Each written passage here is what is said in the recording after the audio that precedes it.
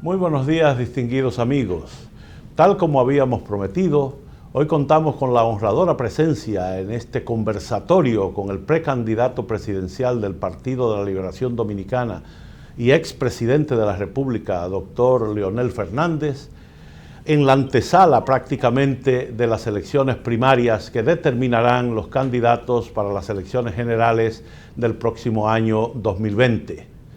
El doctor Leonel Fernández no necesita presentación en la República Dominicana y para nosotros es un privilegio contar con él para conversar sobre las perspectivas nacionales y sus perspectivas políticas para este torneo electoral. Señor presidente, buenos días, bienvenido de nuevo. Buenos días, Adrián, un gran gusto compartir con usted. La gente se pregunta, ¿por qué un hombre que ha sido 3 veces presidente de la República, que tiene una obra hecha que se puede apreciar, como decía un poeta, con los ojos de la cara y con los ojos del alma también, busca una nueva postulación? ¿Qué le falta por hacer? Sí, esa no es una decisión personal. Es que cuando se ha estado en los procesos políticos, hay fuerzas sociales que se apoyan en ese liderazgo. Y obviamente entienden que hay un ciclo que debe completarse, que aún está inconcluso, y que requiere una segunda ola de transformaciones en el ámbito democrático institucional, en lo que tiene que ver con lo económico, social, tecnológico, ambiental, para concluir este proceso histórico, este ciclo que me ha correspondido liderar. Entonces uno se siente comprometido con su país. Creo que efectivamente hemos avanzado mucho, sobre todo desde que el Partido de la Liberación Dominicana llegó al poder en el 96, ha habido una aceleración del crecimiento económico, del progreso en la República Dominicana, pero hay cosas aún inconclusas que se entiende que es el liderazgo que represento que puede continuarlo y concluirlo. ¿Usted se siente de sangre nueva o de sangre ya más gastada? Sangre renovada. Renovada. ¿Ha afectado esta lucha interna del PLD las simpatías del partido y de las candidaturas, o por el contrario ha promovido al partido al punto que prácticamente la campaña de la oposición no se siente? Mire, es que democracia es competencia, democracia es pluralidad, y en la medida en que se produce esa competencia, pues obviamente hay una gran promoción. Entonces, en el centro del debate político nacional está el Partido de la Liberación Dominicana. Ahora, este proceso de competencia culmina este próximo domingo, en las primarias abiertas del PLD.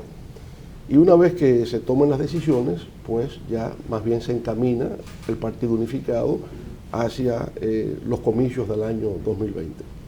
De manera que el haber adoptado la modalidad de primarias abiertas también le ha dado al PLD la capacidad de convocar a toda la ciudadanía dominicana. Eso es una ventaja que lleva sobre la oposición, que aunque asumió primarias, las ha adoptado como primarias cerradas, es decir, con su propio padrón. Por tanto, hay mayor interés de la opinión pública, hay mayor interés de la ciudadanía respecto de lo que pasa en el PLD, lo que pasa en la oposición. Además, el PLD es el partido de gobierno y el que en todas las encuestas figura puntero para ganar los comicios generales del 2020. Yo escribía hoy en el editorial de Diario Libre que la fuerza de la campaña de los candidatos presidenciales ha opacado en cierta medida las campañas interesantísimas que se dan a nivel congresional, a nivel municipal y a nivel distrital. ¿Cómo está la lucha ahí abajo? Mire, hay muchas aspiraciones de ambos lados. Inclusive en algunos casos hemos tenido que decirle a compañeros, la encuesta no te da, tienes que renunciar a esta posibilidad porque le está restando alguna potencialidad a otro compañero. Entonces hemos tenido incluso que recurrir a ese método para disminuir el número de aspirantes. En Santo Domingo Norte, con respecto a los aspirantes a regidores, eran 64 que admitía la Junta, llegó a 128, o sea que se duplicó. Y entonces, bueno, ahí hubo que llegar a algún tipo de acuerdo para establecer los límites estipulados por la ley. De manera que sí hay mucho interés, hay una nueva generación que aspira a cargos de diputados, alcaldes, en fin, yo creo que en el PLD hay una renovación continua del liderazgo que se va dando en esos planos. ¿Cómo está organizado su equipo electoral? Hay gente que dice que papeleta mató a menudo, dicen. Pero las primarias son esencialmente una oportunidad de que si usted no lleva gente a votar, si la gente de abajo no va a votar, pues no hay posibilidades. Y la organización, la estructura que tenga un candidato es fundamental. ¿Cómo se ha organizado usted para estas primarias? Sabe que usted dice que papeleta mató a menudo, pero pueblo mata papeleta. Es más bueno. Ese es otro.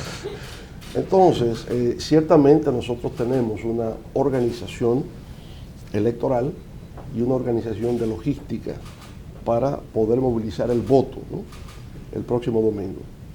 En cuanto a la organización electoral, desde hace aproximadamente 2 años, un grupo de compañeros nuestros empezó a recorrer todo el país, tratando de identificar aquellos sectores de la vida nacional que tienen alguna simpatía o proximidad con nosotros. Recuerde que ese fue el momento en que dijimos que íbamos a tratar de capturar, de reclutar a 2 millones de ciudadanos. Y eso empezó en forma gradual. Hicimos un primer acto en agosto del año pasado en el Palacio de los Deportes para anunciar que ya éramos 1 millón, que ya teníamos bajo el padrón nuestro 1 millón. En ese millón, por supuesto, había compañeros del PLD y compañeros que no son del PLD, personas de la sociedad. Para diciembre, ya ese millón se había convertido en 1.500.000, lo que anunciamos en la Arena del Cibao. Y para el 5 de mayo hicimos el gran acto en el Centro Olímpico Félix Sánchez, ya éramos 2 millones. La dificultad era llegar al primer millón. Cuando se llega a 1 millón, el efecto de reproducción es más fácil. Es como irle pidiendo a uno que busque uno más, y ese uno más va apareciendo. Entonces, somos una fuerza que en principio, digamos, se estabiliza en 2 millones, pero va más allá. La idea es que llegar a diciembre de este año con 2.5 millones, con lo cual tendríamos asegurado, empezando la campaña electoral, el 50% de los votos. O sea, ya el triunfo está asegurado para diciembre. Pero la aspiración es que se convierta en la primera candidatura en obtener más de 3 millones de votos en las elecciones dominicanas. De manera que nos sentimos ahí con una base organizacional que nos permite hacer esos pronósticos, hacer esas predicciones. Entonces tenemos una especie de censo, padrón o base de datos, donde identificamos el perfil del electorado que está con nosotros. Eso también lo contrastamos con el padrón de la Junta Central Electoral. El de la Junta tiene 7 millones y algo más, ¿no? En las presidenciales suele votar el 70% de los electores. Para las congresuales y municipales, un 50%. Uno puede deducir, aunque no tenemos aquí un referente histórico, pero uno puede deducir que en unas primarias votaría un 40%. Tal vez nos equivocamos y puede votar más, pero en principio un 40%. De los 7, millones. O sea, 2.8, vamos a decir 3 millones. 3 millones, que sería una enorme participación popular, ¿verdad? Bueno, entonces, nosotros al contrastar nuestro padrón, nuestra base electrónica de datos, con el padrón de la Junta, entonces tenemos una relación directa física con nuestros electores. Para eso se ha creado también una logística de transporte. Hay responsabilidades individuales de gente que tiene que mover tal cantidad de electores a las urnas, entonces eso está preparado. Por consiguiente, estamos en capacidad de movilizar a nuestros votantes ese día a participar activamente en el certamen del Partido de la Liberación Dominicana. Usted nos señala que, por supuesto, en el padrón vuestro había gente del PLD y gente de fuera. Sí. Como el PLD ahora está dividido no en términos políticos, sí, sino en términos de preferencias o de simpatías. ¿Cómo está usted dentro y cómo está usted fuera? Mire, en ambos lados muy bien, porque vemos esto, voto muy seguro y seguro es el PLDista, ese es el más seguro, ese es el voto duro, y ahí somos mayoría, o sea, internamente en el PLD somos mayoría. El voto de fuera es un voto que hemos ido comprometiendo, pero es un voto menos duro que el interno. Pero también ahí tenemos mayoría. En todas las mediciones que hemos hecho, absolutamente en todas, y las que se publican confiables, nosotros aparecemos en primer lugar. De manera que estamos confiados que habrá un triunfo el próximo domingo. Y hablando de triunfo, vamos a suponer que sí, que ocurra ese triunfo. ¿Cómo usted ve el PLD después del 6 de octubre? Mire, yo siento que después de ese triunfo, obviamente se produce una reunificación inevitable dentro del PLD, porque la aspiración de todo PLDista es ganar las elecciones a todos los niveles. Y por lo tanto ese deseo, esa voluntad de ganar elecciones genera las condiciones para la reunificación. Así que yo no veo mayor inconveniencia en eso. Recuerda que en el pasado hemos tenido también conflictos y dificultades, pero al final el PLD se unifica porque sabe que es la garantía de la victoria y además el compromiso con la democracia dominicana y la estabilidad del país, que es lo que el PLD ha logrado en sus años de gobierno. ¿Cómo ve Leonel Fernández, el nuevo Leonel Fernández del 2020? Sabemos que usted fue un Leonel Fernández en el 96, uno un poquito diferente en el 2004. ¿Cómo es el Leonel Fernández del 2020? Mire, sin duda alguna que hay una experiencia que se ha ido acumulando, ¿no? El tiempo, el ejercicio de la función, los cambios que la sociedad va experimentando, que el mundo va experimentando, pues lo hace usted también más conocedor de la realidad nacional, internacional, y por consiguiente más competente, diría yo, para saber qué es lo que hay que hacer en el país para que esto pueda continuar. Uno es, igual que usted, igual que todos, estamos en permanente evolución.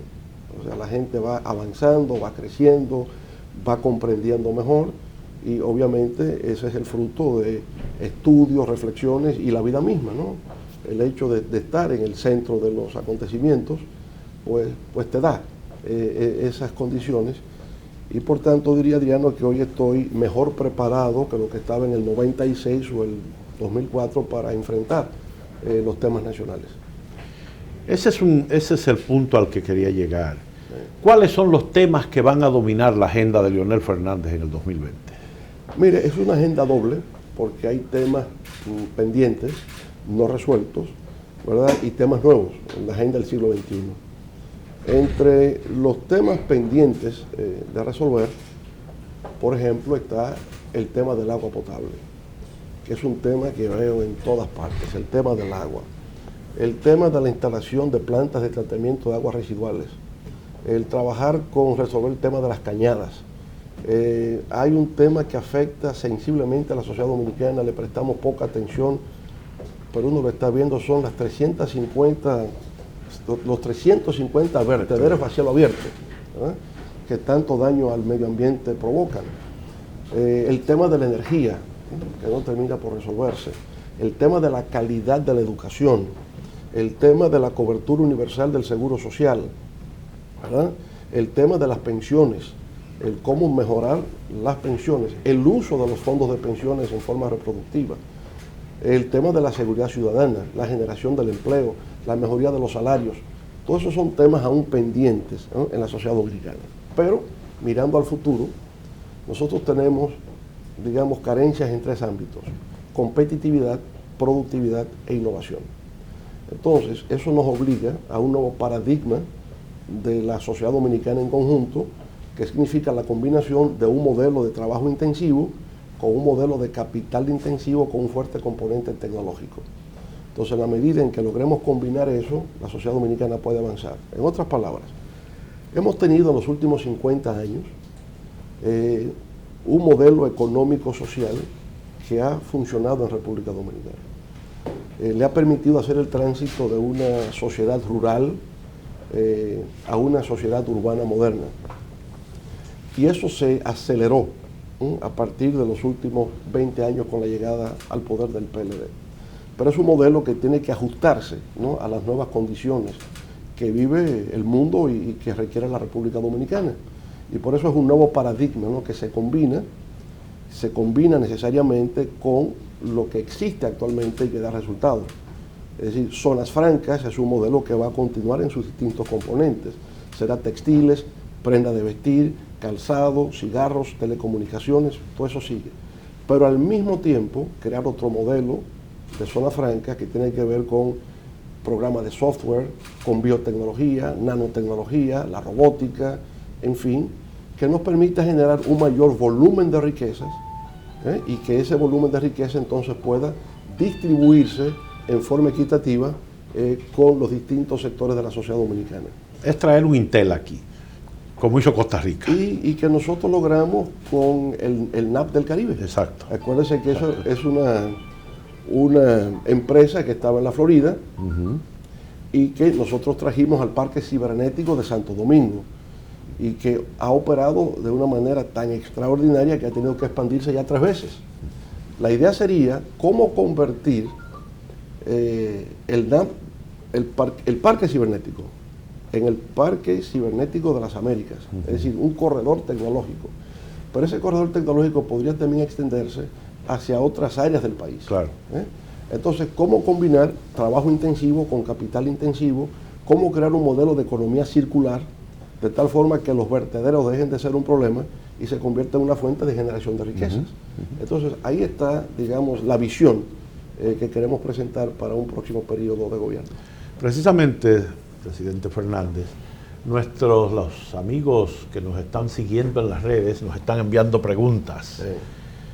Desde Vallaguana le preguntan, ¿qué planes haría usted ahora que no hizo en 12 años? Mire, el progreso es un proyecto siempre inconcluso. Usted hace cosas y lo que hace genera necesidades que antes no estaban. Por lo tanto, es una renovación continua. Yo perfilo el próximo gobierno como una renovación de ideas, una renovación de conceptos y una renovación de personas, ¿verdad? Y eso nos permite hacer cosas que siempre estarán pendientes en la agenda del fortalecimiento institucional democrático, del progreso económico y social y la modernización. Por tanto, en Vallaguana, en la provincia de Monte Plata, hay muchas cosas que hacer que no se agotan en un ciclo de periodo gubernamental. Y yo diría es una agenda renovada la que tendremos en todos los ámbitos para la República Dominicana. Nos envía Domingo Antonio Pérez. En un eventual gobierno suyo, ¿qué haría usted con aquellos que no pueden justificar sus fortunas? Bueno, eso es un tema judicial, eso corresponde al Ministerio Público investigarlo y en el caso de que se detecten pruebas irrefutables de comisión de actos irregulares en el manejo de fondos públicos es interponer la acción judicial y que el debido proceso continúe y si efectivamente se logra en un juicio de carácter penal la realización de actos indebidos, pues que sea castigado. Es decir, nosotros no encubrimos a nadie, nosotros no protegemos a nadie, cada quien es personalmente responsable de sus actos. Nosotros somos cuidadosos en establecer las normas de conducta. Aquí se ha venido a sacrificarse personalmente en defensa de los intereses del pueblo. El que incurra en actos dolosos o en actos de corrupción está traicionando al partido, está traicionando al gobierno, ¿verdad? Y está traicionando al pueblo dominicano y eso merece ser castigado. Nos pregunta José Antonio Rubirosa, ¿qué pretende usted hacer con el pago de la deuda externa? Bueno, cada año en el presupuesto nacional se consignan partidas para honrar pago de intereses y amortización de capital.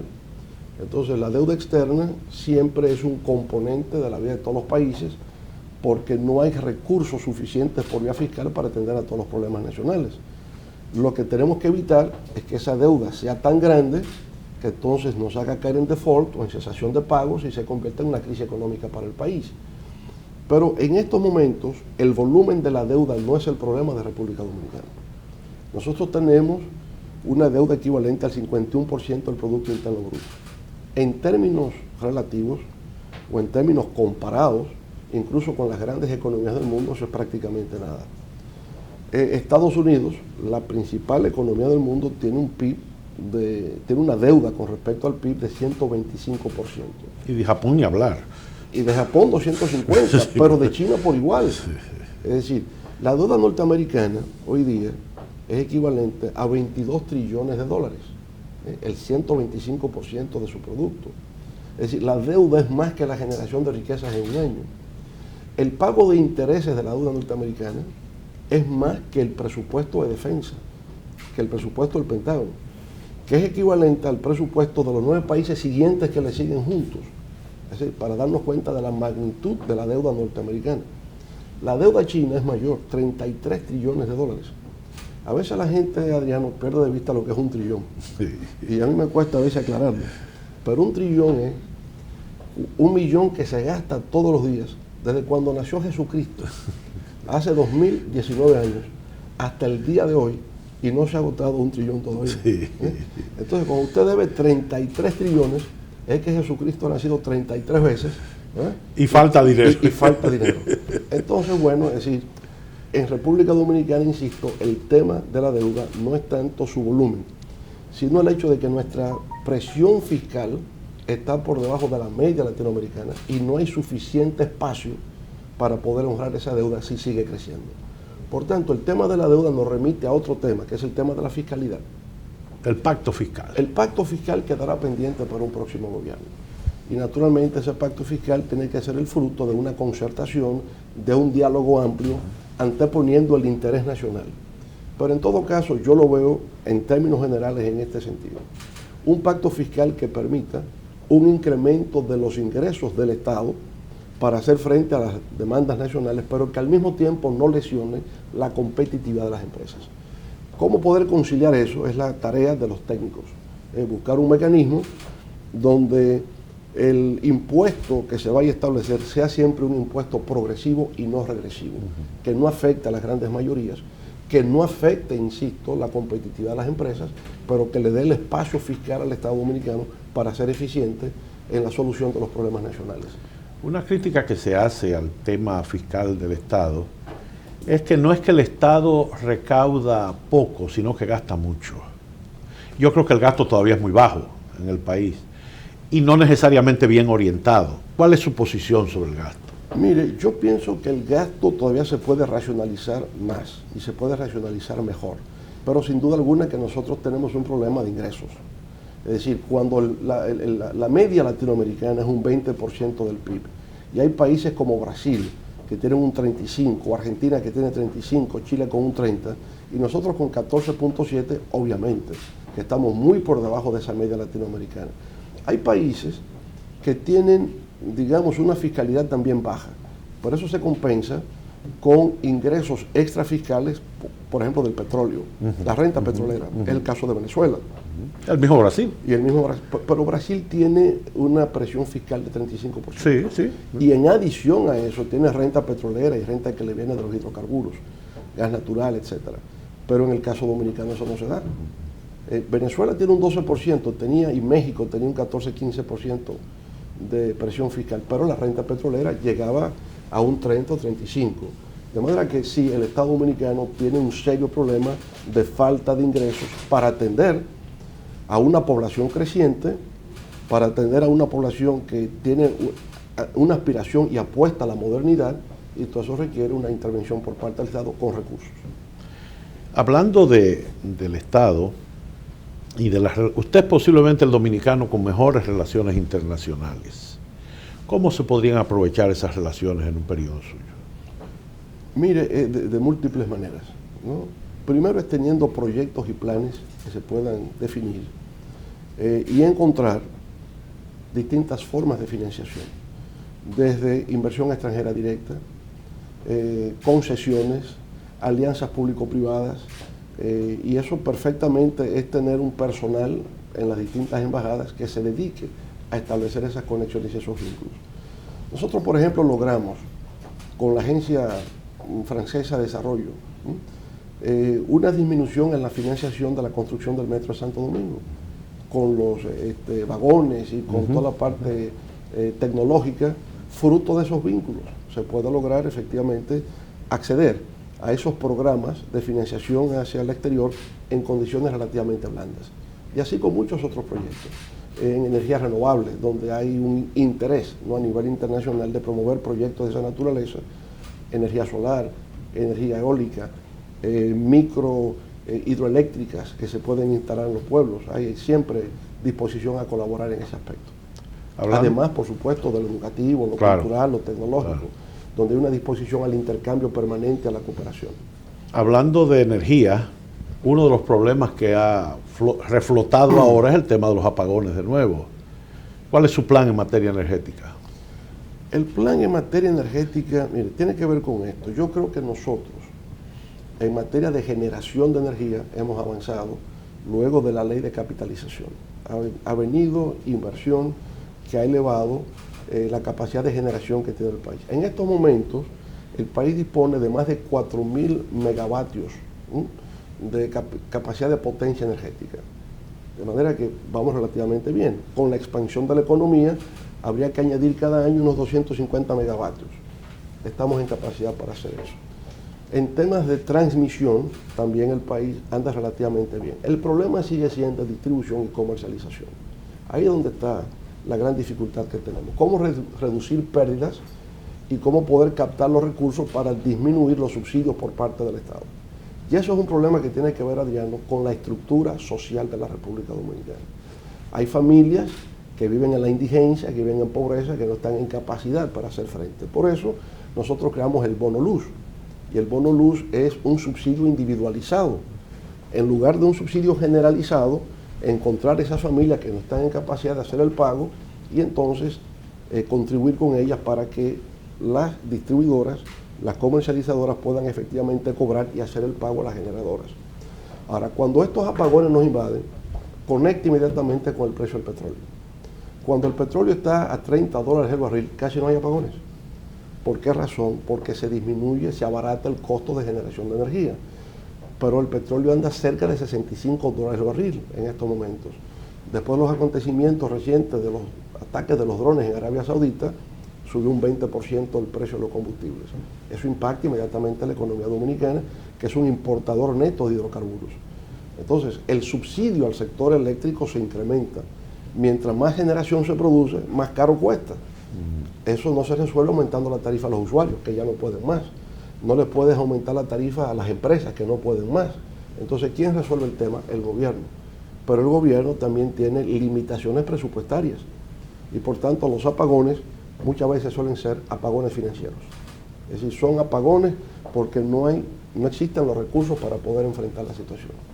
Quisiera entrar ahora en algunos temas puntuales de política estatal que nos interesa saber su opinión en caso de ser favorecido por el voto.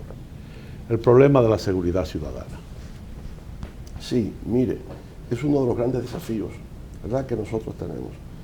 Pero el tema de la seguridad ciudadana tiene mucho que ver con factores exógenos. Y entre esos factores el fundamental es el tráfico ilícito de drogas. Y aquí se da un fenómeno, y es que República Dominicana tradicionalmente ha sido una especie de puerto de transbordo, ¿no? Somos un país de tránsito. Puente. Un puente de drogas que va hacia Estados Unidos, Puerto Rico, Europa. Antes, esa operación se pagaba en efectivo, se pagaba en dinero. Pero después de los acontecimientos de Paya, la mafia transnacional de las drogas decidió más bien hacer los pagos en mercancía. Y la mercancía, por supuesto, es drogas. Entonces se crean los puntos de droga, los puntos de distribución que están ya en todas las provincias del país y ha generado una adicción en jóvenes dominicanos que antes no existía. ¿Pero por qué ocurre eso? Porque la droga pasa por acá, el gran flujo pasa por acá. ¿Y por dónde pasa? Pasa por los puertos marítimos, fundamentalmente en los contenedores. Entonces yo creo que la manera más eficaz de poder controlar el tráfico ilícito de drogas es establecer un mecanismo de que cada contenedor sea revisado, no al azar, no en forma aleatoria. Cada contenedor, y existe la tecnología para eso. En la medida en que se pueda detectar en los puertos ese gran tráfico de drogas, los puestos de distribución van a desaparecer. Aquí la práctica que hemos hecho es, los contenedores pasan al azar y atacamos los puestos de distribución. No, los puestos de distribución es una consecuencia de lo otro. Si voy a la raíz, pues obviamente que el otro va a desaparecer. Si nosotros logramos efectivamente mitigar, contener ese tráfico, entonces la distribución va también a disminuir y la comisión de delitos conexos van también a disminuir. El crimen nunca desaparece, pero sí disminuye y estaríamos en capacidad para eso. Entonces ese es un punto neurálgico que estamos estudiando. La droga al país entra por la frontera, entra por la vía marítima, sobre todo la costa sur, y entraba por vía aérea, pero ya el espacio aéreo está controlado. Es controlar esas dos áreas, la costa sur y la frontera. Y naturalmente hay otros aspectos que tienen que ver, ¿verdad?, con profesionalización de la policía, mejor coordinación de inteligencia, vínculos con Colombia, con Estados Unidos, con Venezuela para la cooperación en el tráfico ilícito de drogas.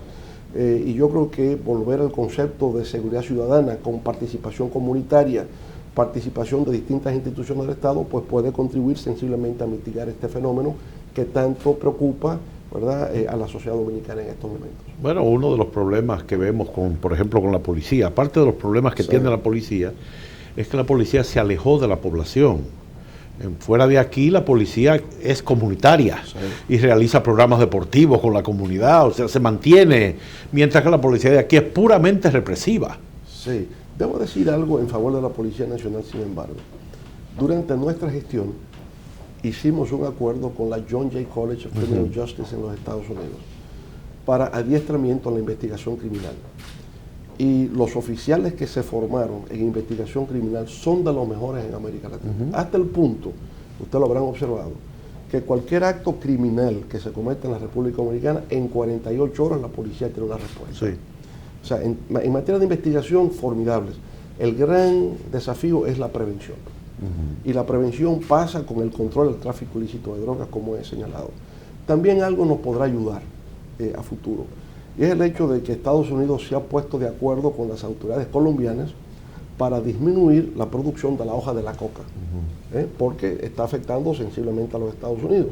Y es la sustitución ya definitivamente del cultivo de la hoja de la coca por otros cultivos que resulten rentables a los productores colombianos.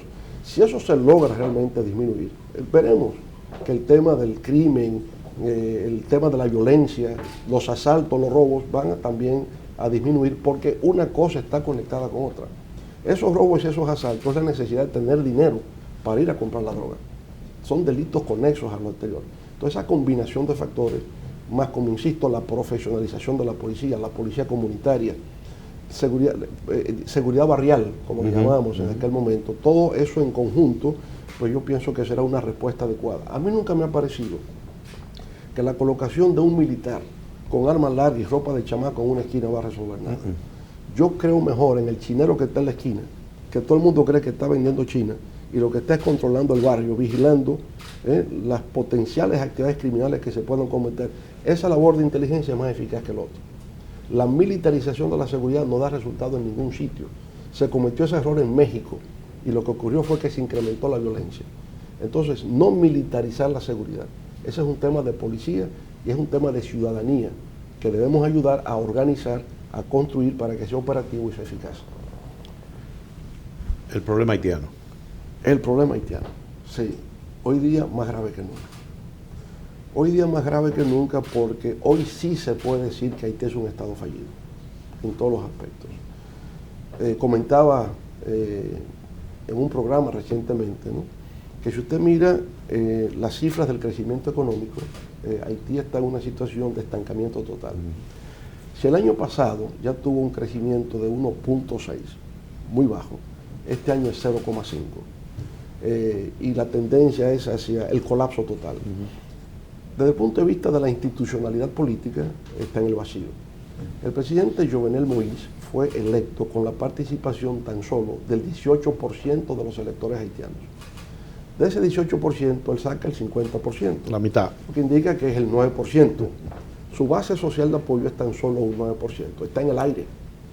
Y como está en el aire, las protestas que se dan estos días, que es por un problema de falta de combustible. Haití no tiene recursos para importar el combustible. El país está paralizado y por tanto surgen los reclamos de que el presidente renuncie. Bueno, pero todo eso a su vez se agrava porque para este mes de octubre ya salen los últimos representantes de la MINUSTAH. Ya definitivamente la misión de Naciones Unidas concluye. Eso representa un problema de seguridad, pues aunque Haití ha vuelto a la creación de un ejército, es un ejército recién creado que no tiene todo el adiestramiento para enfrentar el tema de seguridad que Haití significa y representa. Eso lo podía hacer la misión de Naciones Unidas con militares brasileños, chilenos, argentinos, guatemaltecos, etc. Ellos solos no. Pero la presencia de Naciones Unidas les representaba a Haití $1.000 millones al año, con lo cual había muchas transacciones comerciales con medianas y pequeñas empresas en compra de servicios y bienes. Eso se va. Una economía que tiene 8.000 millones de dólares del PIB y que se le vayan 1.000, pues eso significa, ¿verdad?, una reducción drástica. Lo otro tiene que ver con Petrocaribe. Venezuela, en su política de cooperación, de generosidad, estaba colaborando con Haití en un 100%. Con República Dominicana, con los demás, cuando el petróleo llegó a $100 el barril, era el pago inmediato del 60% de la factura y diferir el otro 40%. Con Haití, como resultado del terremoto, Venezuela fue muy generosa y le eximió absolutamente de todo. O sea, estaba importando petróleo de Venezuela completamente como una donación. Ahora eso desaparece. Ya Venezuela no está aportando a través del programa de Petrocaribe Haití. Ahora Haití no tiene los recursos para importar petróleo y por lo tanto es la otra gran tragedia que está teniendo. Diario Libre reportó anteayer desde Dajabón, para que vean que leo a Diario Libre. Reportó anteayer desde Dajabón la presión que se estaba presentando en la frontera, cruzando desde Guanamín a Dajabón solo para comprar combustible. Así es. Y que todas las estaciones de gasolina en el área estaban abarrotadas de camionetas, de vehículos, de motocicletas. Claro, tan pronto pudieron abastecerse, volvieron a cruzar la frontera. Claro. Se fueron. Pero se creó el caos en Dajabón con todo eso. Imagínense, eso es por combustible. El próximo tema será el agua. Porque Haití se está quedando sin agua. Cuando se quede sin agua, ¿qué va a ocurrir? Entonces se están multiplicando los problemas. Haití, por supuesto, los haitianos están encontrando otras vías de escape. Están yendo a Jamaica, están yendo a Bahamas, están yendo a México, se están yendo a Brasil, a Chile. Están buscando una manera de establecerse por otros lugares. Pero obviamente su lugar inmediato es República Dominicana. Tenemos que reforzar la frontera. El CESFRON tiene que ser apoyado todavía con más recursos. Hay que crear incentivos para que los militares estén allí. Tenemos que buscar la manera de repoblar la frontera. Yo creo que es vital que haya una extensión de la ley 2801 sobre desarrollo fronterizo y que las empresas que están ahí, son 80 empresas que hoy están operando, generan 10.000 empleos directos, permanezcan y hasta se puedan ampliar. Yo sé que hay algunas empresas fuera de la frontera que están preocupadas por lo que llaman competencia desleal, que si algunos de los productos entran al mercado nacional en condiciones ventajosas con respecto a las otras empresas. Hay que buscar la forma de resolver eso, pero hay que extender la ley que garantiza la instalación de empresas en las 5 provincias de la frontera para generación de empleos. Entonces, reforzar la frontera por la vía del CESFRON, repoblar la frontera creando incentivos al desarrollo de las empresas, desarrollar, por ejemplo, prestar, digamos, con carácter de prioridad, el desarrollo de Pedernales como polo turístico, porque Pedernales está despoblado completamente. En Pedernales solamente hay 19.000 habitantes. Montecristi se está despoblando. Lo único realmente que existe ahí es Dajabón. El resto se está despoblando. Por el comercio. Por el comercio binacional. Entonces tenemos que buscar la manera de fortalecer la seguridad, la aplicación estricta de la ley de migración, identificación del estatus migratorio de cada quien, continuamente repatriación, respetando derechos humanos, respetando la dignidad de las personas, por supuesto, pero repatriación continua. Los dominicanos que están con un estatus migratorio irregular en Estados Unidos, todos los días los están devolviendo, y ahora más con la política del presidente Trump. De manera que nosotros tenemos el legítimo derecho a repatriar todo aquel que se encuentre ilegal en el territorio dominicano, ¿verdad? Y ahora en estas condiciones mucho más porque el colapso de Haití viene. ¿Cómo enfrentar el tema de Haití? Yo creo que en los momentos actuales estamos prácticamente en una crisis humanitaria, porque estamos viendo el tema de los combustibles, pero se convertirá en un tema de alimentos. Sí. Dentro de poco será un tema de alimentos. Entonces la comunidad internacional tiene que prestar atención a lo que está ocurriendo en Haití y estar presta a adoptar medidas frente a una eventual crisis humanitaria. Y que esa crisis humanitaria no se revierta sobre la República Dominicana. Así que hay que prestar mucha atención a lo que en estos momentos se está ocurriendo, porque uno está presenciando un colapso total, gubernamental, económico, social, ecológico, de todo, en fin. Hay otro problema migratorio ahí, que es el tema de los venezolanos en el país y la crisis venezolana. Usted ha mediado en la crisis, ha estado muy al tanto de lo que está pasando. ¿Cómo enfrentamos el tema venezolano? El tema venezolano es más fácil porque no es frontera. Y por consiguiente, el flujo de venezolanos que vienen a República Dominicana pues será infinitamente menor de lo que pueda venir de Haití. Por otra parte, la presencia venezolana también es muy diversa. Hay empresarios, el alto empresariado, que ha estado invirtiendo en hoteles, en restaurantes, en Capcana, por aquí mismo, en el área. Entonces, esa inversión venezolana siempre es bienvenida porque contribuye al crecimiento económico y a la generación de empleo en República Dominicana. Hay otros profesionales que también ayudan por sus niveles de formación profesional y en fin están acá por circunstancias muy concretas de lo que está ocurriendo en su país, que también está en una situación muy crítica porque hasta la capacidad de extracción de petróleo está disminuyendo. De 2.500.000 barriles que sacaba antes, ya está sacando menos de 1 millón. Y ya eso va a agravar incluso la situación precaria que tienen hoy día. Porque el drama venezolano empieza con el tema de los precios del petróleo. Es decir, fue una economía que no se diversificó, dependía básicamente de producción y exportación de petróleo. Al generarse una caída brusca de los precios del crudo a nivel internacional, pues la economía venezolana también se vio afectada. Ya no estaban los recursos para atender los programas sociales, eso generó el descontento, las protestas callejeras, la oposición quiso capitalizar eso, lo logró en diciembre del 2015, sacando mayoría electoral en la Asamblea Nacional, luego eso se convirtió en un tema de conflicto, porque la oposición en control de la Asamblea quería a través de un referéndum revocatorio generar la expulsión del presidente. El gobierno entonces reacciona anulando el papel de la Asamblea a través del Tribunal Superior Judicial. Toda decisión de la Asamblea es anulada y por tanto Venezuela se convirtió en la lucha de un poder dual, en una dualidad de poderes convergentes. Y eso es lo que prevalece hasta el día de hoy.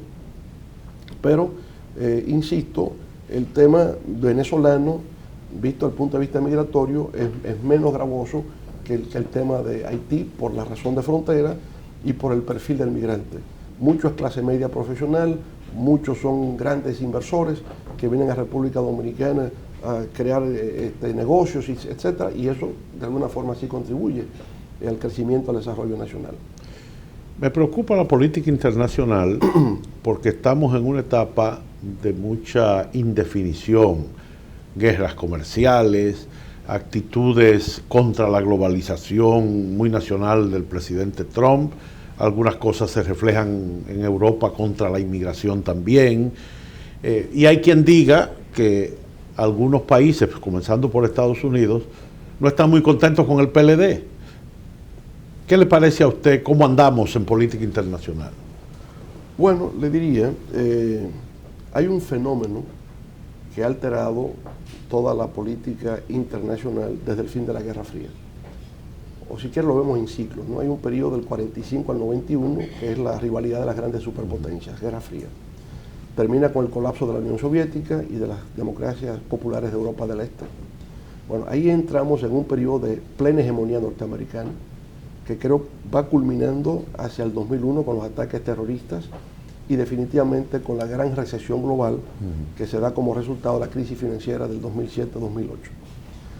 ¿Qué ha generado esa crisis financiera global, esa recesión global? Bueno, en primer lugar, el tratamiento que se dio a esa crisis.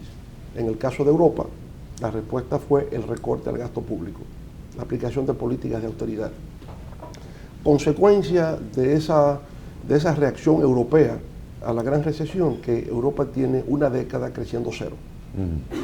Creciendo cero significa conflictos sociales, significa conflictos políticos. Por de pronto, en Europa, todo el que ha estado en el poder, con excepción de Angela Merkel en Alemania, perdió las elecciones.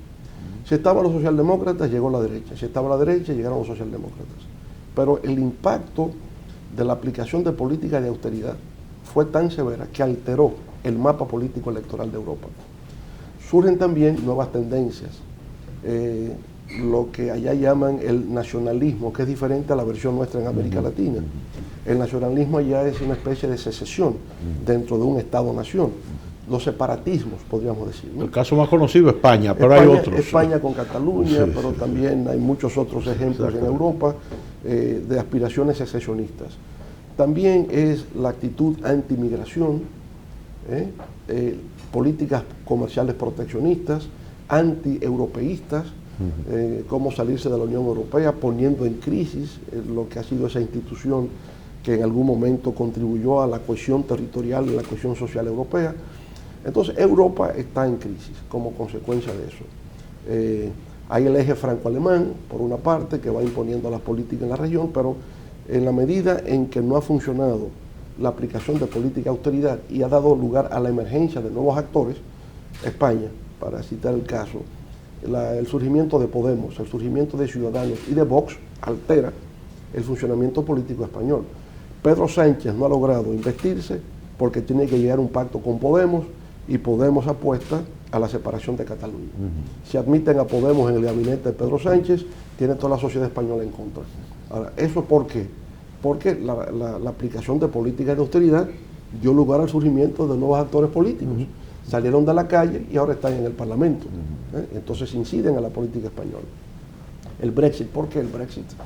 El Brexit en el Reino Unido justamente es la reacción a lo que consideran las políticas de Bruselas, ¿no?, contrarias a la autonomía y soberanía plena de un país, digamos, tan ensimismado en sí mismo como es el Reino Unido. Entonces, hoy día el Reino Unido está en crisis. No se sabe cómo van a implementar el Brexit, si con convenio, sin convenio con la Unión Europea, si es un aterrizaje forzoso o es un soft landing, como dicen los americanos, ¿verdad? Entonces, ese es el drama europeo. En Estados Unidos, Barack Obama adoptó una política correcta. Es decir, el torniquete sobre la hemorragia consistió en una política neo-keynesiana de expansión del gasto. Pero esa expansión del gasto, ¿cómo se dio? Se dio sobre la base de la colocación mensualmente de 85 billones de dólares por parte del Tesoro americano. Logró mantener el crecimiento, 2.5 anual, precario, pero no era cero. Disminuyó el desempleo de 9,5 a 4.5. O sea, la política de Obama dio resultado en el corto plazo. Ahora, cuando usted hace política de expansión monetaria, es deuda. Claro. Y esa deuda es que ha llevado a 125% del PIB. Llega el presidente Trump, y Trump lo que hace es que disminuye los impuestos, con la tesis de que disminuye los impuestos es un incentivo a la inversión, al incremento de producción y generación de empleos. Bien, eso es en teoría. En la práctica nunca ha funcionado. Ya Reagan lo intentó, California prácticamente llegó a la quiebra, igual la Florida. Pero lo más grave es que con un aumento de deuda los ingresos fiscales disminuyen. Claro. ¿Con qué va a honrar la deuda? Ha creado una bomba que se estima que ya para finales de este año y principios del 2020 estaremos viendo los primeros síntomas de la nueva crisis de la economía global. China se desacelera. China crecía un 12%, ahora crece a 6%. Esa desaceleración de la economía china afectó completamente a América del Sur, que está en crisis de arriba abajo. La CEPAL proyecta que para este año el crecimiento de la región será 0,5.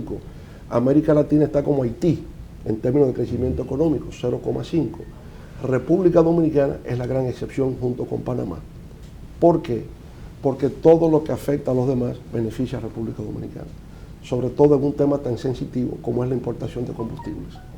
Si a Venezuela, si a Brasil, a Colombia le afecta la baja de los precios del petróleo, para la República Dominicana ha sido una bendición. Exacto.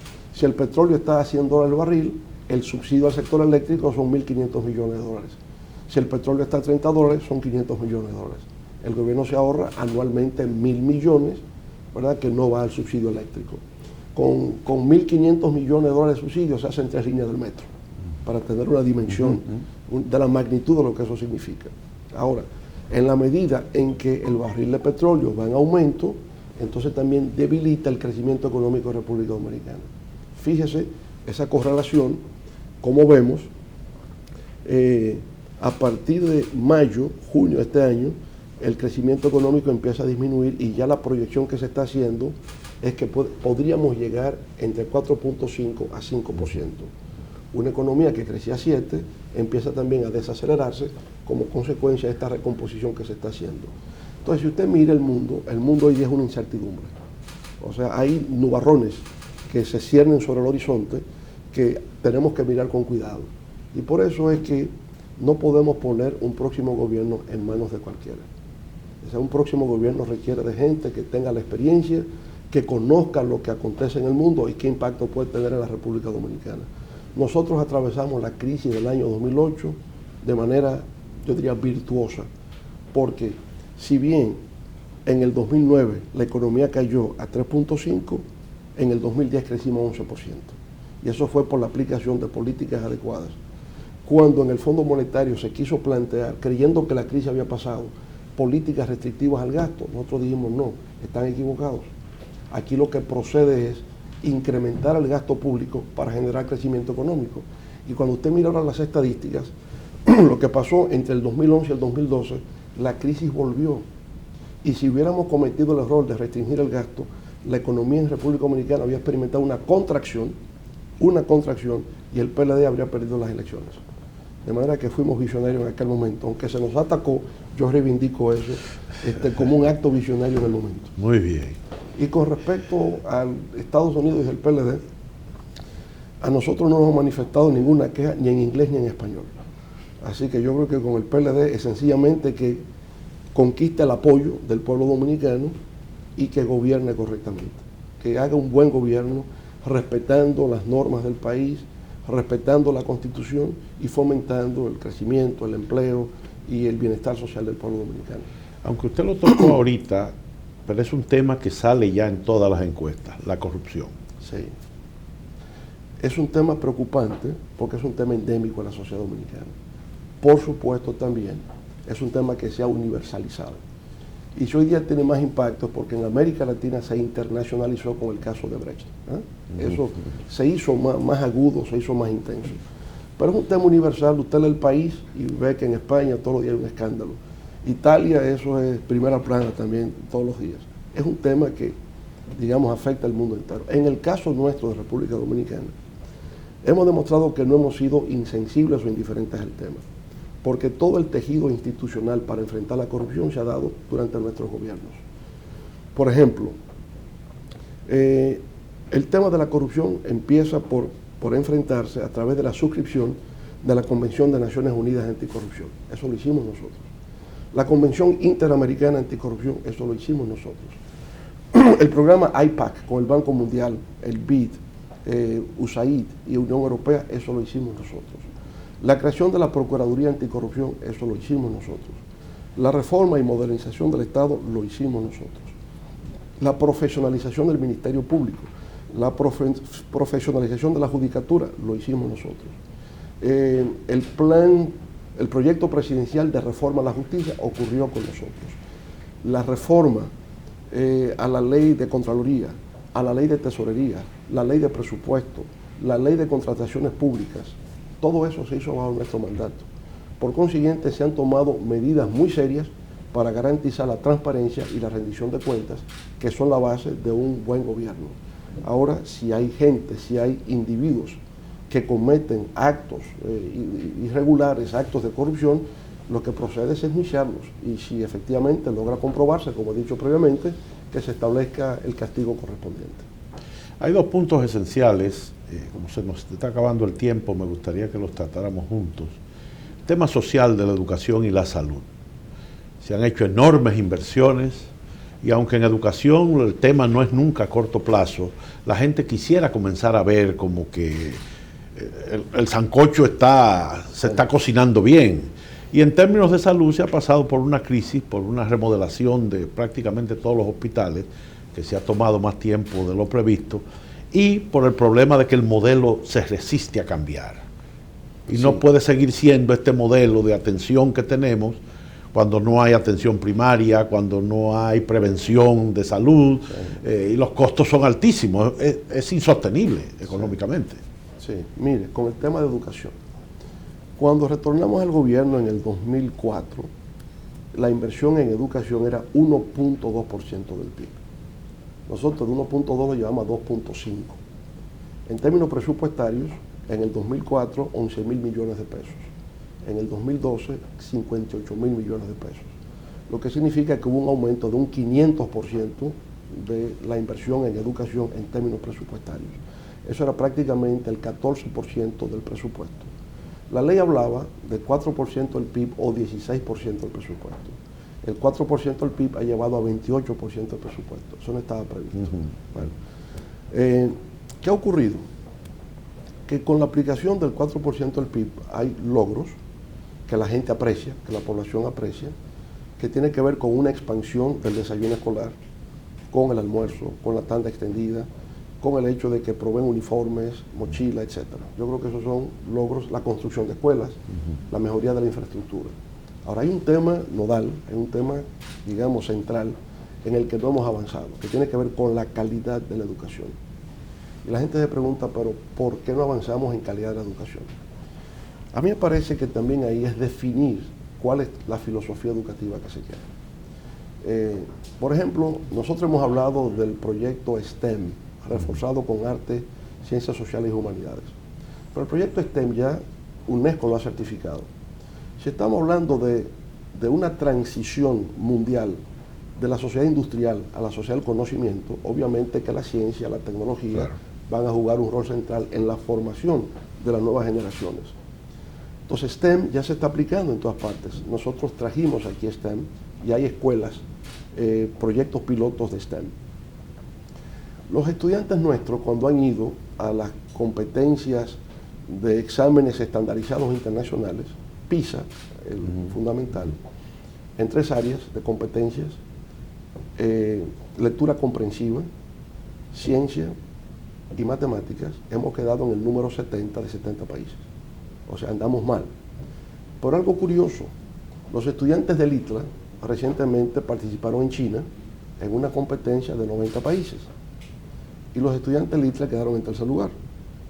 Usted se pregunta, pero mire usted, o sea, ¿cómo es que quedan en tercer lugar en una competencia internacional los del ITLA y en el resto andamos tan mal? La razón se debe a esto. Los estudiantes del ITLA tienen profesores que vienen de Israel, de la India, de Corea del Sur, de Estados Unidos, de Reino Unido, de Japón. Entonces esa internacionalización del conocimiento les ha permitido una formación que está por encima de la media del país. Pero en Villa Tapia, en la provincia de Hermanas Mirabal, hay un modelo de escuela STEM que yo he visitado en un par de ocasiones. Tienen también profesores que vienen de distintos lugares y se conectan con profesores dominicanos. Y el nivel de formación de esos estudiantes ya está por encima del promedio nacional. Entonces, ¿qué es lo que estoy diciendo? Hoy día, a través de las tecnologías, usted se internacionaliza y es lo que le permite atraer lo mejor del conocimiento. Porque el tema, Adriano, y eso usted como académico lo entiende mejor que yo, hoy día el problema no es de información. Todo el mundo tiene toda la información que quiera. El tema consiste en saber procesar la información y convertir la información en conocimiento y ese conocimiento adquirido capacidad de aplicación para transformar o resolver problemas. Ahí es donde está. Ese es un proceso intelectual que empieza por la lectura. Lectura comprensiva. Una cosa es alfabetizar. La gente aprendió a descifrar lo que dice el signo. Eso es alfabetizar. Pero hay un paso posterior que es la capacidad de darle sentido a lo que se ha descifrado. El significado de lo que se ha descifrado. Ahí andamos mal. Entonces, en la medida en que no haya un hábito de lectura y que la gente pueda efectivamente darle significado a lo que lee y darle aplicabilidad a lo que lee, estamos atrasados. Matemáticas, ¿por qué? Porque desarrolla el pensamiento abstracto. Y sin pensamiento abstracto usted no puede tener una visión de las cosas. Y ciencia porque hay que tener hoy día una cultura científica que tiene que empezar desde abajo. Entonces yo propondría, primero, en los docentes, capacitación permanente al cuerpo docente, facilitar recursos para que nuestros maestros viajen y vayan a los congresos internacionales y conozcan colegas y ahí se enteren de nuevas fuentes bibliográficas y acceso a información. Eso. Yo sugeriría que la ADP deje de ser tan solo un gremio y organice a los maestros por áreas temáticas. Yo quisiera ver la Asociación de Profesores de Matemáticas, la Asociación de Profesores de Ciencias Naturales, Asociación de Profesores de Historia, en fin, que se organicen por áreas temáticas que haya una revisión del contenido curricular, que haya permanentemente una reflexión sobre los temas de su competencia, y por ahí vamos avanzando. Lo otro, instalar en cada escuela una biblioteca escolar, contratar bibliotecólogos en las escuelas, ponerse en contacto con la CELAC, es una extensión de UNESCO, que te dice lo que los niños deben leer en qué edad. Un niño a los 9 años debe leer esto y esto, a los 12 años se lee esto, y haya guías de lecturas. Y cuando usted desarrolla el hábito de la lectura, está creando ciudadanos formados. En cada escuela debe haber una orquesta sinfónica juvenil. En la tanda extendida, aprender a tocar un instrumento. Usted aprende a tocar piano, aprende a tocar trompeta, usted está aprendiendo algo. En cada escuela tiene que haber laboratorios científicos, laboratorio de química, laboratorio de física, laboratorio de biología. Y entonces, sobre esa base es que se va expandiendo. A través de la escuela, usted masifica el deporte, democratiza el deporte. En Estados Unidos, a un jugador de baloncesto de la NBA, ¿de dónde lo contratan? De la universidad. Para jugar en el fútbol, eso es de la universidad que hay que salir. La mayoría de los peloteros de grandes ligas americanos vienen de college, casi todos. Entonces, usted tiene que hacer de la escuela, digamos, la herramienta a través de la cual el deporte, la cultura, el arte se masifica en la sociedad dominicana. La escuela es el gran instrumento para la revolución social y cultural que la República Dominicana necesita. Pero no solamente es el dinero. Usted puede tener el dinero y si no tiene los planes, el dinero se malgastó. Está bien que construyamos, perfecto, necesitamos la construcción, la infraestructura, la nutrición escolar básica, pero al final lo que vale es la relación enseñanza-aprendizaje. Entonces yo creo que en un próximo gobierno nuestro es ver contenidos curriculares, el papel de los docentes y crear las condiciones para avanzar en términos de la calidad. El otro tema es la salud. Mire, con el tema de salud y seguridad social y pensiones, para verlo todo el tema del sector salud, hemos tenido algunos avances. Por ejemplo, en el año 2004, el número de afiliados a la seguridad social eran tan solo 34.000 personas. Hoy día estamos en 6 millones, hemos avanzado. Pero resulta que esos 6 millones no tienen cobertura universal, ni tampoco hay cobertura para enfermedades catastróficas. En el tema de las pensiones, bueno, pero resulta que cuando la persona llega a la edad de pensionado, entonces se le excluye el seguro social. Entonces no se entiende. Cuando más se necesita, queda excluido. Últimamente ha habido cosas que hay que prestarle atención. Trabajadores que entran ya a la condición de pensionados piden el pago único, pero con salarios de 10.000 o 6.000 pesos mensuales, el pago único le puede ser 120.000 pesos. Recibió el pago único, una fortuna para ellos, pero se le acabó. Y después que se le acabó, más nada. Entonces, la idea que se requiere es que las pensiones tienen que ser pensiones dignas. Aunque tu salario ha sido 12.000 pesos, no me dé una pensión de 6.000, porque no me está dando nada. Si ya tenemos un fondo de pensiones de equivalente a 10 billones de dólares o 600.000 millones de pesos, la única vez que ha habido un ahorro nacional de esa magnitud la tienen los obreros dominicanos.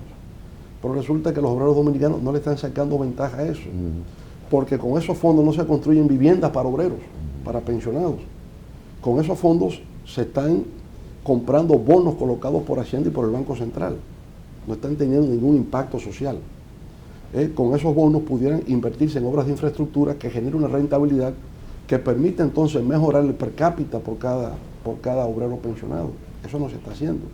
Entonces tenemos que mirar que la pensión a los trabajadores dominicanos no debe ser solo en función de los salarios que han tenido. Si se puede efectivamente incrementar los recursos, los fondos de pensiones, por la vía de la rentabilidad que generan las inversiones, se pueden mejorar esas pensiones. Entonces, ese es un caso. Salud pública. Yo creo que hay un problema en el diseño institucional, que a veces yo mismo no lo entiendo. Usted tiene el ministro. El ministro es el rector del sistema, el regulador. Pero por debajo usted tiene el director del Sistema Nacional de Salud. Ese es como el operativo. El operativo es el director del Sistema Nacional, pero la conexión con el ministro como que eso no resulta claro. ¿En manos de quién es que eso está? Pero también entra el tema, ¿verdad?, del SENASA, y cómo los afiliados al régimen contributivo del Seguro Familiar de Salud entran en todo ese esquema también. ¿Dónde que uno va? ¿Va al hospital? ¿Va a la clínica? ¿Cómo es la cosa? Con respecto, el concepto me parece correcto. Usted va a tener unidades de atención primaria. Ese es el nivel de entrada. Y que hay cerca de 2.000 unidades de unidades de atención primaria. Pero hay un problema con el colegio médico y con las clínicas privadas. Las clínicas privadas entienden que esas unidades de atención primaria deben estar en las clínicas privadas. Entonces, como no están en clínicas privadas, tampoco están en otra parte. La gente no tiene la confianza todavía en esas unidades. La gente cree que en una casita de madera, ¿no?, donde hay una enfermera y un médico pasante, ahí es que me van a resolver mi problema. No, así no va a ser. Tiene que creer una cosa digna que genere la confianza de que la gente va ahí y se le va a atender. Yo no tendría inconveniente de una combinación mixta. Si hay clínicas privadas que por el sistema del seguro las pueden proveer el servicio, pues perfecto. No tenemos por qué excluir eso. Claro. Podemos combinar un sistema mixto, ¿verdad? La salud es mixta. Usted tiene una salud pública y tiene una salud privada. Pero la salud privada se cubre con seguros. El seguro familiar de salud es un seguro. Si la gente prefiere ir a una unidad de atención primaria que esté en una clínica privada, pues bien, denle a la gente el derecho a escoger donde quiera ir. Y no nos enfrasquemos en una batalla que no camina en ninguna dirección y que lo que ha hecho es paralizar el sistema. Entonces yo creo que sí, vamos a partir del principio de unidades de atención primaria, que pueden ser de carácter mixto, pero tienen que estar bien dotadas. Eso tiene que generar confianza en el paciente, tiene que generar soluciones básicas, sí, y transferencias al especialista. Exacto, cuando se requiera, pero debe funcionar. Exacto. Hay un tema con los hospitales que han estado siendo remodelados. Yo pienso, sin embargo, que en el año que le falta al gobierno eso podrá quedar resuelto. El tema sería la sostenibilidad financiera posterior de esos centros de salud. Y eso está el tema de la fiscalidad. Ahí volvemos al tema de la fiscalidad, de cómo sostener eso. La inversión en salud tiene que ser incrementada, obviamente. Los salarios de los médicos, es cierto, sigue siendo bajo. Cuando yo me encuentro con un médico en Sedimat, cirujano cardiovascular, y te gana 50,000 pesos al mes, no resulta posible, o sea, no puede ser. Entonces la gente tiende a irse hacia la comercialización de la salud, hacia la parte privada, porque le resulta más rentable. Claro. Yo pongo mi clínica, claro, porque como médico solamente no es posible sostenerse. Entonces, como usted ve, el país ha avanzado, sin duda alguna que hoy estamos mejor que 20 años atrás, pero todavía hay temas que están inconclusos, hay temas que todavía requieren una definición, y todo eso es lo que ha provocado el que sectores importantes de la vida nacional me hayan solicitado el que yo esté activo en este proceso electoral para un nuevo periodo gubernamental en nuestro país. Precisamente para cerrar esta entrevista, yo quisiera que usted hiciera una exhortación final y motivara por qué yo tengo que ir el domingo 6 a votar por usted. Bueno, yo hago una exhortación para que haya una participación masiva, para que realmente los votantes acudan temprano a las urnas y ejercer su derecho al sufragio. Y que voten por el número 3, porque yo creo que hay una visión y hay una experiencia que permite avanzar en una consolidación del Estado social y democrático de derecho en la República Dominicana, que significa libertad, que significa dignificación del ciudadano dominicano y que al mismo tiempo crea las condiciones para que haya una sostenibilidad en el crecimiento, en el desarrollo de nuestro país, que se refleje en bienestar y progreso para todas las familias en la República Dominicana. Un modelo de avance, de progreso que sea incluyente para todos nuestros ciudadanos. Eso es lo que nosotros proponemos y aspiramos a obtener el respaldo mayoritario de nuestros conciudadanos para continuar una obra de gobierno que ha sido de prosperidad para la República Dominicana. Aunque no es una cuestión de suerte, buena suerte, presidente. La suerte nunca está de más. Acuérdense que Marx decía que la suerte es una categoría histórica. Así es, así es.